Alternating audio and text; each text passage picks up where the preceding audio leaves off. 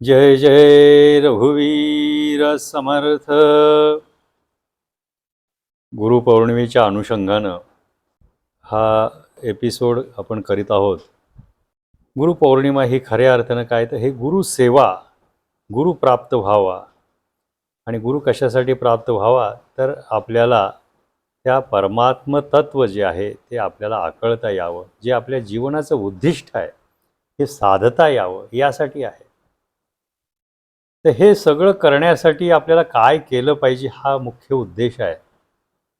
काय केलं म्हणजे आपल्याला ते तत्व जे आहे ते प्राप्त होईल. बऱ्याच वेळेला काय होतं की आपण साधना केली पाहिजे असं सांगितलेलं आहे. साधना केल्यामुळं काय होतं की आपल्याला त्या परमात्म्याबद्दल प्रेम निर्माण होतं आणि परमात्म्याला आपल्याबद्दल प्रेम निर्माण होतं. असं दोन्ही घटना आहे त्याच्यामध्ये. आणि ते तत्व जे आहे तुम्हाला आकळता येतं. काही वेळा असं सांगितलं जातं की तुम्ही सेवा केली पाहिजे आणि सेवेमधून तुम्हाला सर्व काही प्राप्त होत असतं. सेवेतून लीनता प्राप्त होते, नम्रता प्राप्त होते, भक्ती प्राप्त होते आणि अधिकार प्राप्त होतात. काही लोक फक्त सेवाच करत राहतात. ते म्हणतात आम्ही फक्त सेवा करणार आहोत. काही म्हणतात आम्ही फक्त साधना करणार, आम्ही ध्यान करणार, आम्ही जपजाप्य करणार किंवा जी काही विहित साधना दिलेली आहे ती साधना आम्ही करणार. त्याच्यातून आम्ही परमेश्वराला प्राप्त करून घेऊ. काही लोक जे असतात ते सत्संग म्हणतात. आम्ही सत्संग जो आहे तो आम्ही करणार. त्याच्यामुळे आम्हाला खूप काही चांगलं ऐकायला मिळतं. परमेश्वराच्याबद्दल त्याचं गुणगान ऐकायला मिळतं. त्याच्या लीलया ऐकायला मिळतात आपल्याला. त्याच्याबद्दल प्रेम निर्माण होतं. आणि हे सगळं जे आहे ते काय होतं आम्हाला आमच्या उद्धारासाठी उपयोगाला येतं. मग खऱ्या अर्थानं आज मी या ठिकाणी तुम्हाला त्रिसूत्री सांगत आहे की अशी कोणती 3 गोष्टी आहेत की ज्या तुम्ही कराव्याच. म्हणजे खऱ्या अर्थानं काय होईल की तुम्हाला परमार्थामध्ये गती प्राप्त होईल.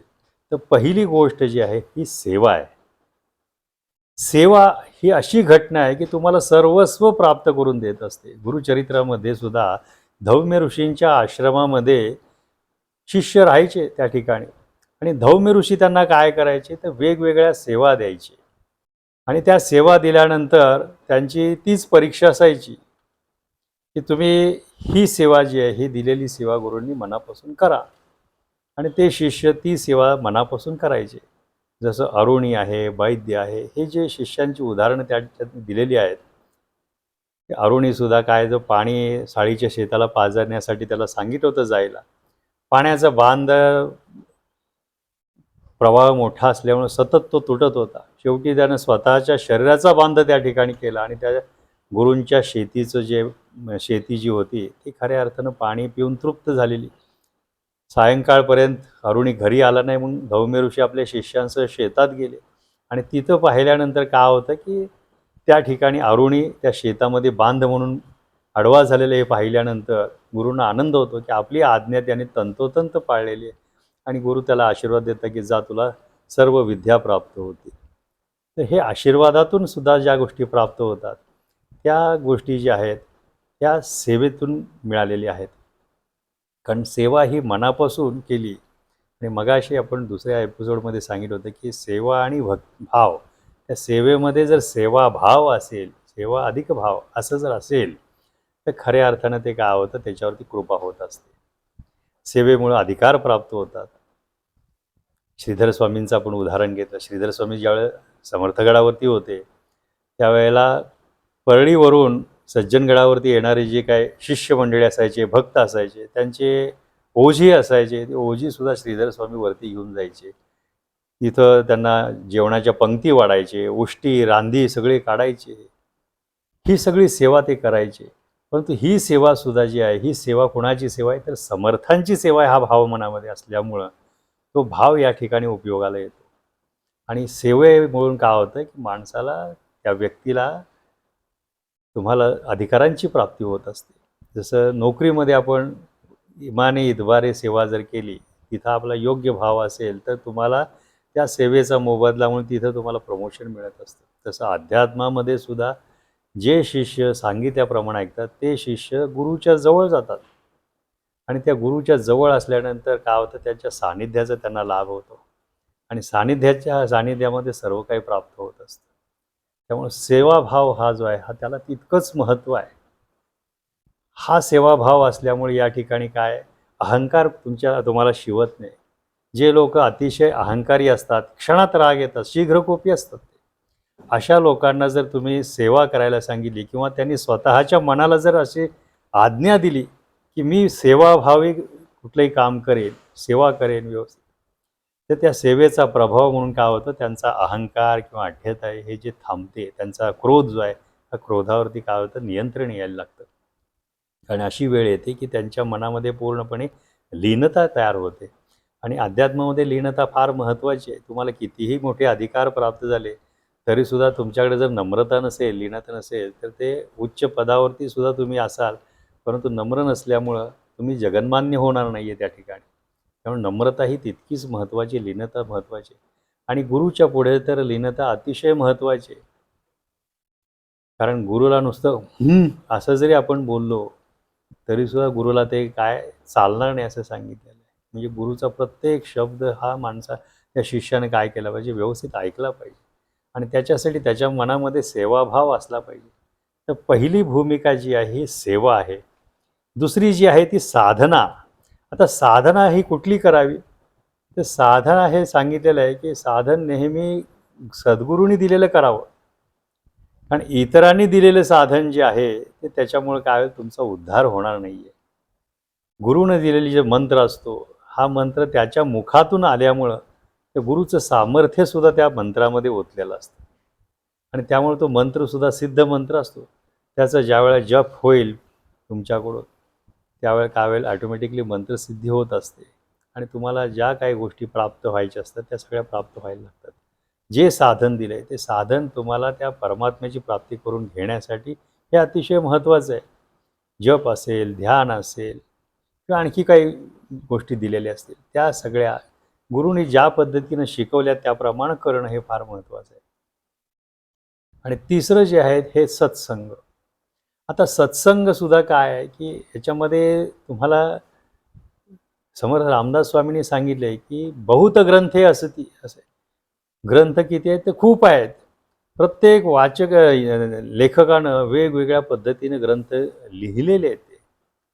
परंतु जे ग्रंथ तुम्हाला भक्ती जर त्याच्यामधून तुम्हाला प्राप्त होत नसेल, तर असे ग्रंथ काहीही कामाचे नाहीत असं सांगितलेलं आहे. मग ते कितीही मोठ्या अधिकारी पुरुषांनी लिहिलेले असतील. म्हणून ग्रंथसुद्धा कुठलं वाचन केलं पाहिजे, तर जे अधिकारी पुरुषांनी लिहिले आणि ज्याच्यामध्ये खऱ्या अर्थानं देवाच्याबद्दल, आराध्याच्याबद्दल भक्ती निर्माण होते. वाचल्यानंतर तुमच्या मनामध्ये भक्ती निर्माण झाली पाहिजे, असे ग्रंथ जे आहेत हे वाचावेत असं आहे. मग त्याच्यामध्ये गुरुचरित्र आहे, श्रीपाद श्रीवल्लभांचं चरित्र आहे, वेगवेगळ्या संतांची चरित्र असतील, दासबोध आहे, ज्ञानेश्वरी आहे, तुकारामांची गाथा आहे, एकनाथी भागवत आहे. हे जे ग्रंथ आहेत हे खऱ्या अर्थानं वाचनीय आहेत, की ज्याच्यातून तुम्हाला काहीतरी प्राप्त होत असतं, की ज्याच्यामुळे खऱ्या अर्थानं भक्ती तुम्हाला दिलेली आहे. हे वाचन म्हणजे सुद्धा सत्संगच आहे, कळलं का? कारण ज्यांनी तो लिहिलेला आहे हे म्हणजे काय, ते परमेश्वरच आहे. शब्द हे खम ब्रह्म आहे, कळलं का? तुम्ही ज्यावेळेला ते वाचत असता, पाहत असता, त्यावेळेला ते तुमच्या आतमध्ये उतरत असतं. त्यामुळे त्याचं सान्निध्य तुम्हाला लाभलं. त्यामुळं काही धर्मांच्या मध्ये ग्रंथच त्यांचे खऱ्या अर्थानं दैवत आहेत. त्यामुळं वाचन जे आहे हे अधिकारी पुरुषांनी लिहिलेलं वाचन जे आहे ते योग्य वाचन आहे. महाराज, याच्यामध्ये एक सांगा की जसं तुम्ही सांगितलं तसं शिखांचं गुरु ग्रंथ साहेब आहे. गुरु ग्रंथ. आता जेव्हा आपण ग्रंथ आता संतांच्या बद्दलचा ग्रंथ आहे किंवा संतांनी लिहिलेला ग्रंथ आहे, आपण तो कसा वाचावा? रिझन असं की बहुतेकांची होड असते की मी हा अध्याय किंवा हे 3 अध्याय मी 1 तासात पूर्ण करणार आणि मग ते पटपट पटत जेव्हा ते वाचतात त्यांना हे रिअलाइज होतं की आपण काय वाचतो हे समजतं, पण त्याचा सांगण्याचा बोध काय आहे त्या पर्टिक्युलर हे कित्येकदा जणांना माहितीच नाही. म्हणजे त्यांना स्टोरी माहिती आहे पण त्या स्टोरीतून आपण नेमकं काय घ्यावं ते माहिती नाही. तर मग हे जे ग्रंथ आहेत हे ग्रंथ आपण कसे वाचावे म्हणजे नक्की काय? याच्यामध्ये आता दोन भाग आहेत, एक म्हणजे वाचन आणि दुसरं म्हणजे पारायण. तर ज्यांना पारायण करायचं आहे त्या पारायणाच्या पद्धती त्याच्यामध्ये दिलेल्या आहेत. कोणताही ग्रंथ जो वाचायचा आहे त्या ग्रंथकार जो रचनाकार आहे त्यानं त्याच्या पद्धती लिहिलेल्या आहेत, की शुचिर्भूत पहिल्यांदा व्हायला पाहिजे, स्नान केलं पाहिजे. काही वेळेला प्रातःकाळी बसा म्हणून सांगितलेलं आहे, काही वेळेला सायंकाळी बसा म्हणून सांगितलं आहे. ज्या पद्धतीनं श्वेत वस्त्र तुम्ही परिधान करा, ज्या ग्रंथकारानं ज्या गोष्टी त्यात दिल्या त्या करणं फार गरजेचं आहे. गुरुचरित्र वाचताना तुम्हाला पांढऱ्या धाबळीवरती बसा असं सांगितलेलं आहे. तुमचं आचरण कसं असलं पाहिजे, शुद्ध असलं पाहिजे असं सांगितलेलं आहे. तुम्ही कुठलंही अशुद्ध अन्न खाऊ नये, सात्विक अन्न खाल्लं पाहिजे. कांदा, लसूण यासारखे तामसी पदार्थ ज्याच्यामुळे काय होतं की तुमच्या भावनांचा उद्रेक होऊ शकतो, असे कोणतेही पदार्थ तुम्ही खाऊ नयेत असं सांगितले. गुरुचरित्रामध्ये तर तुम्ही वाचन करताना दूध, भात, साखर अशा पद्धतीचं अन्न घ्या असं सांगितलेलं आहे. त्याच्यामुळे काय होतं तर तुमचे हृदय जे आहे म्हणजे काय काय म्हणतो आपण जठर जे आहे हे जठराग्नी तुमचा भडकत नाही, शांत राहतो. पण मसाले जर भरपूर घातले आपण त्याच्यामध्ये तर काय होणार आहे, ॲसिडिटीचा प्रक्षोभ होणार आहे. त्यामुळे तुमचे मन चित्त जे आहे हे स्थिर राहणार आहे का, नाही राहणार तिथं. त्यामुळे ते मन चित्त स्थिर राहण्यासाठी सुद्धा आहार जो आहे हा अतिशय महत्त्वाचा आहे. ते योग्य आहार असला पाहिजे, ते फार महत्त्वाचं आहे. म्हणजे ग्रंथ वाचताना कुठलाही आपला आहार जो आहे हा सुद्धा फार मॅटर करत असतो. सौम्य आहार असला पाहिजे, सात्विक आहार असला पाहिजे, ब्रह्मचर्याचं पालन केलं पाहिजे. ब्रह्मचर्याचं पालन का करायचं हे आपण तुम्हाला नंतर मी सांगेन, पण हे सुद्धा फार गरजेचं आहे. त्रिकाळ स्नान किंवा त्रिकाळ संध्या करणं हे फार महत्त्वाचं आहे. आणि सगळ्यात महत्त्वाचं ज्याचं आपण वाचन करतो ते तत्त्व कोणतं आहे पुढं, ते आपल्यासमोर बसलेलं आहे अशा पद्धतीने भाव आणणं. वाचताना सुद्धा कसं वाचलं पाहिजे, की मुखाने वाचावं, कानाने ऐकावं, म्हणजे ते आपल्या आतमध्ये जात आहे अशा पद्धतीने तो भाव असला पाहिजे. प्रत्येक शब्दाचा अर्थबोध आपल्याला व्हावा ही आतमधून तळमळ असली पाहिजे आपल्याला. ज्या वेळी आपल्याला असं वाटतं की या शब्दांचा आपल्याला अर्थ कळत नाही आहे, तर प्राध्यापक बेलसरे म्हणून एक गोंदवलेकर महाराजांचे शिष्य होते, त्यांनी दासबोधावरती निरूपण केलेले आहेत. दासबोधवर त्यांनी लिहिलेलं आहे त्याच्यावरती. तर त्यांनासुद्धा ज्या वेळी अर्थबोध होत नव्हता त्यावेळी ते काय करायचे, तर एक दिवस पूर्णपणे काय करायचे, उपवास करायचे. उपवास म्हणजे काय, उप म्हणजे परमेश्वर, वास म्हणजे जवळ, आपल्याजवळ त्याचा वास आहे हा भाव आणून काहीही न खाता, अर्धपोटी असेल किंवा मिताहार घेऊन किंवा काहीही आहार न घेता आपण फक्त सातत्यानं त्या गोष्टीचा जर विचार करायला लागलो, म्हणजे त्याच्याशी अनुसंधान आपलं राहील अशा पद्धतीनं जर आपण हे केलं तर त्याचा अर्थबोध, त्याची कृपा आपल्यावरती होते आणि मग अर्थबोध होत असतो. म्हणून वाचन करताना आपण नुसतं मुखाने वाचू नये तर ते आपल्या आतमध्ये साठवलं गेलं पाहिजे अशा पद्धतीनं आपण ते वाचन केलं पाहिजे. 7 दिवसांचं पारायण असेल तर 7 दिवसांची त्यांनी ठरवलेली आहेत, की एवढे एवढे अध्याय म्हणायचे, वाचायचे तुम्हाला. ते वाचायचे म्हणजे अगदी भटजीसारखे बडबड बडबड मंत्र म्हणण्यात काय अर्थ आहे का, नाही आहे. त्याच्यामुळं काय तुमच्या वाचेला शीण आहे. परंतु खऱ्या अर्थानं जर तुम्हाला आत्मसात करून घ्यायचं असेल तर काय केलं पाहिजे, तुमचं चित्त तिथं असलं पाहिजे, तुमचे डोळे तिथं असले पाहिजेत, तुमचे शरीराचे प्रत्येक अवयव जे आहेत हे जागृत असले पाहिजेत. म्हणजे काय होईल, की जे आपण वाचतोय त्याचा खऱ्या अर्थानं आतमध्ये उतरेल आणि अर्थबोध होईल. आणि ज्याचं आपण वाचतोय त्याचं अनुसंधान घेतल्यानंतर त्याची कृपा होते. म्हणजे एक वेळ पारायण केल्यानंतर किंवा 2 वेळ पारायण केल्यानंतर 3 वेळ पारायण, तुम्ही किती पारायण करत राहणार आहे त्याच त्याच ग्रंथांची? तुम्हाला संपूर्ण ज्ञान त्याच्यातलं येत नाही आहे का? याचा अर्थ तुमचं पारायण म्हणजे काय होत आहे, की नुसतं पठण होत आहे. आतमध्ये उतरतंय का ते? एकदा आतमध्ये उतरल्यानंतर परत परत ते बघायची गरज आहे का आपल्याला? का तेवढंच ज्ञान आहे का? बाकीच्या पण ज्ञानाच्या गोष्टी आहेत ना. त्यामुळं वाचन करताना काय केलं पाहिजे, की ते आपल्या आतमध्ये उतरतंय तत्त्व. प्रत्यक्ष वाचतोय म्हणजे काय, की ते तत्त्व आपल्याला सांगतंय, आपल्याला आपल्यापुढं बोलतंय असं जर आपण आविर्भाव आणला आणि तो आपण ऐकतोय, श्रवण करतोय, आपल्या आतमध्ये साठवतोय. हा जर भाव असेल ना, तर खऱ्या अर्थानं ते काय होईल, पारायण होईल. अन्यथा ते पारायण होणार नाही आहे. आणि ज्यांना 2 वेळा 3 वेळा जर अर्थ होत नसेल तर त्यांनी असं समजा की आपल्यावर कृपा नाही आहे अजून होत. तुम्ही अनुष्ठान करा आणि नंतर पारायण करा. प्रत्येक गोष्ट समजून घेतली पाहिजे. हे सगळं कशासाठी आपण करतोय? तर ज्ञानप्राप्तीसाठी करतोय, हे की नाही? ज्ञानविहीनम सर्वमतेन मुक्तीम न भजती जन्मशतेन, असे ज्याला ज्ञानप्राप्ती झालेली नाही, ज्ञान म्हणजे आत्मज्ञान प्राप्ती झाली नाही, ह्या जगताचं ज्ञान झालेलं नाही, विश्वाचं ज्ञान झालेलं नाही, त्या परमात्म्याचं ज्ञान झालेलं नाही, की जो ह्या सचराचरामध्ये वसलेला आहे, त्याचं ज्ञान जोपर्यंत होत नाही आपल्याला, तोपर्यंत खऱ्या अर्थानं मुक्ती आपल्याला मिळणार नाही. आणि ती मिळण्यासाठी काय केलं पाहिजे? आपण ज्ञान पिपासू असलं पाहिजे. वाचन करताना सुद्धा आपल्याला आतमध्ये ते साठवलं पाहिजे. वाचन करणं म्हणजे पाठांतर नव्हे. कारण पाठांतर करणारे लोक खूप आहेत. ग्रंथच्या ग्रंथ पाठ आहेत लोकांचे. परंतु एक तरी ओवी अनुभवावी असं सांगितलेलं आहे. त्यातली एक तरी ओवी तुम्ही आचरली पाहिजे ना. तुम्ही त्याच्या ओळीतला अनुभव घेतला पाहिजे. जे काय लिहिलंय ज्ञानेश्वरांनी त्या ज्ञानेश्वरीमध्ये, त्या अध्यायांमधलं तुम्हाला काहीतरी कळालं पाहिजे. एका ओवीचा जरी अर्थ कळाला तरी सुद्धा तुम्ही उद्धरला जाऊ शकता. मग अनुभवायला फार महत्त्व आहे. आणि अनुभवायला कधी येईल? ज्यावेळी तुमच्या आतमध्ये उतरेल.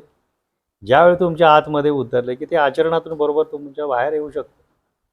म्हणून अनुभवाला तितकंच महत्त्व आहे. ज्याला अनुभव येत नाही आहे, वाचल्यानंतर त्याची अनुभूती आपल्याला यायला पाहिजे. आपल्याला तो समजायला पाहिजे, उमगायला पाहिजे. ते जर घडलं नाही तर ते वाचन होणार नाही. ते नुसतं काय वरकरणी वाचन होईल, ज्याच्यामुळे तुमचा वेळ वाया जाऊ शकतो आणि वाचेलं शीण आहे. खऱ्या अर्थानं वाचन जे आहे ते कसं घडलं पाहिजे, की आतमध्ये तुमच्या उतरलं गेलं पाहिजे. हे वाचन व्हायला पाहिजे.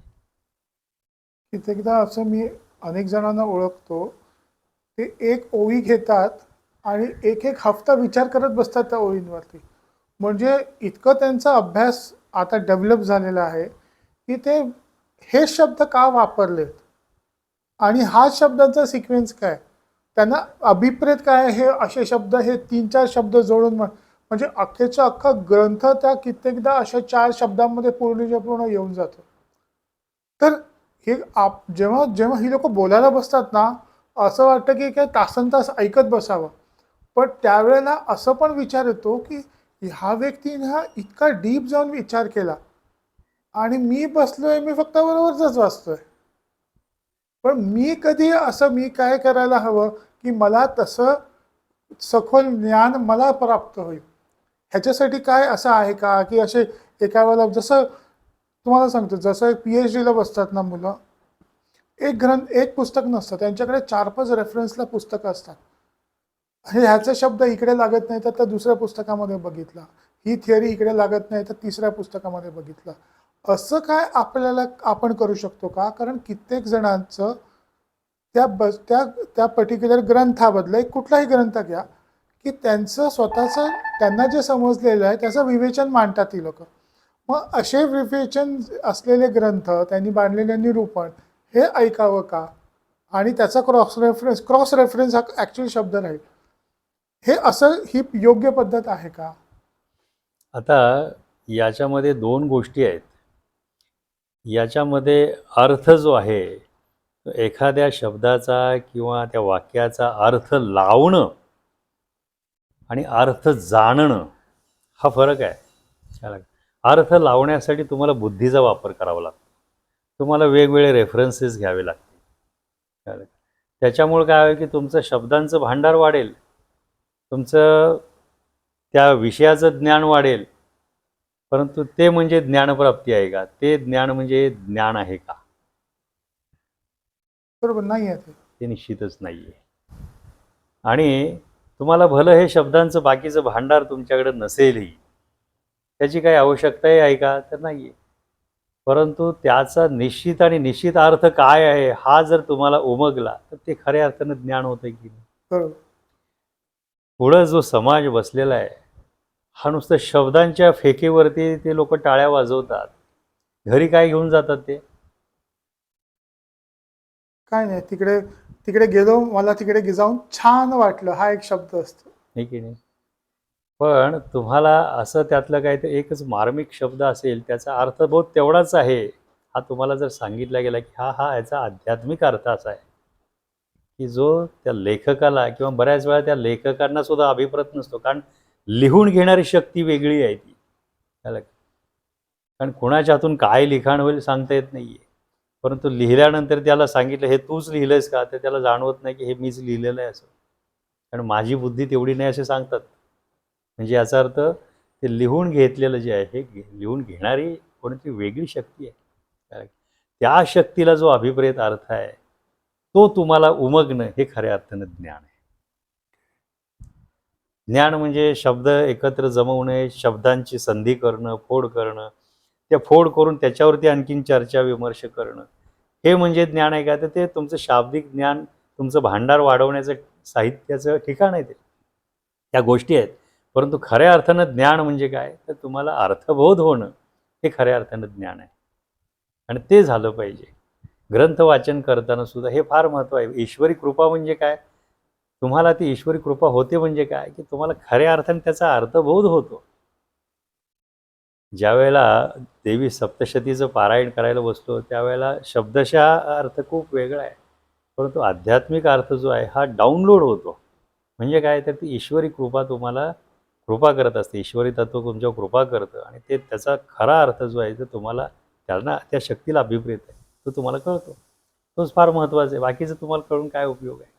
शब्द वाचले, प्रत्येक शब्दाचं, प्रत्येक वाक्याचं तुम्ही काथ्याकोट कितीही करत बसला, तरी त्याला अनएंडिंग आहे.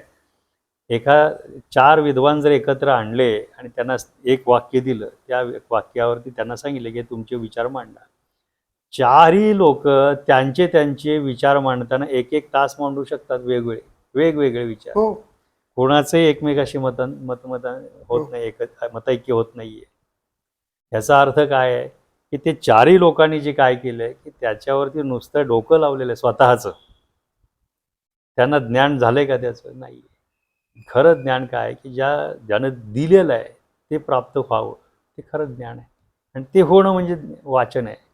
वाचन करताना आपण ती कृपा आपल्यावरती व्हावी अशा भावनेनं आपण बसलं पाहिजे. मग ती खऱ्या अर्थानं कृपा होते आणि आपल्याला अर्थबोध होतो. अन्यथा अर्थबोध होणार नाही. श्रीधर स्वामींना सुद्धा मला वाटते महाबळेश्वरचे दीक्षित होते. त्यांनी दासबोध त्यांना दिला आणि त्यांना सांगितलं, की तुम्ही दासबोधाचं पारायण करा. तर श्रीधर स्वामी त्यांना म्हटले, "हो, मी 24 वेळा आता पारायण करेनच." याचा अर्थ काय आहे?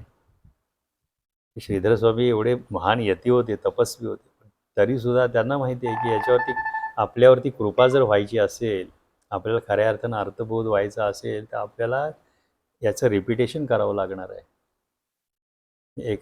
एकदा वाचून तुमच्यावरती कृपा होईल असं जरूर नाही आहे. तो भाव निर्माण व्हायला सतत जर त्याच्याशी अनुसंधान समर्थच माझ्याशी बोलतायत. वाचताना आपल्याला असा अनुभव आला पाहिजे, की प्रत्यक्ष समर्थ आपल्याला बोलतायत. कल्याण स्वामी समोर बसलेले आहेत आणि समर्थ बोलतायत. अशा पद्धतीनं तो संवाद आहे, गुरु-शिष्य संवाद. तसं समर्थ समोर बसलेत आणि ते आपल्याला सांगतायत. हा संवाद जो आहे, गुरु-शिष्याचा संवाद, हा भाव ज्यावेळी निर्माण होईल, तर खऱ्या अर्थाने दासबोध समजेल. अन्यथा दासबोध सुद्धा समजणं फार अवघड आहे. जरी तो प्राकृत भाषेत असेल, मराठी भाषेत असेल, तरी सुद्धा समजणं अवघड आहे. आणि ते समजणं गरजेचं आहे. पाठांतर नुसतं करण्याला मी म्हणतो ते बुद्धिमत्ता आहे तुमची. तुमचा बुद्ध्यांक जर चांगला असेल, तर पाठांतर उत्तम होईल तुमचं. परंतु पाठांतर नुसतं होऊन उपयोग नाही, तर आतमध्ये अर्थही उतरणं हे तितकंच महत्त्वाचं आहे. आणि ते अतिशय महत्त्वाचं आहे म्हणजे. ते घडलं पाहिजे. महाराज, तुम्ही आज आम्हाला वेळ दिला त्याच्याबद्दल खूप खूप धन्यवाद. जय जय रघुवीर समर्थ.